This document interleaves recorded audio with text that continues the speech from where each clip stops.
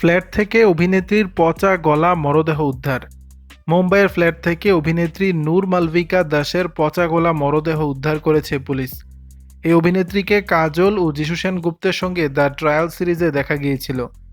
ANI সূত্রে পাওয়া খবর অনুযায়ী অভিনেত্রীর প্রতিবেশী ফ্ল্যাট থেকে পচা গন্ধ পান। তারপরেই পুলিশে যোগাযোগ করা হলে ফ্ল্যাটের দরজা ভেঙে অভিনেত্রীর ঝুলন্ত মরদেহ উদ্ধার করা হয়। অভিনেত্রীর দেহ পচাগল অবস্থায় উদ্ধার করা হয়েছে।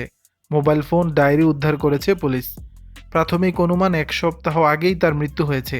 মানসিক অবসাদে ভুগছিলেন মালবিকা। আত্মহত্যা করেছেন বলেই ধারণা পুলিশের। তবে ময়নাতদন্তের রিপোর্ট এলেই স্পষ্ট হবে পুরো ঘটনা। বিমানবালা হিসেবে ক্যারিয়ার শুরু করেন মালবিকা দাস। বেশ কিছু বিজ্ঞাপনেও কাজ করেছেন। দু একটি বলিউড ছবিতে পার্শ্ব চরিত্রে দেখা গিয়েছিল মালবিকাকে। তবে মালবিকা নজর কাড়েন নেটফ্লিক্সের দ্য ট্রায়াল সিরিজে। দর্শক, বিষয়টি নিয়ে আপনাদের মতামত জানাবেন নিচের কমেন্ট বক্সে।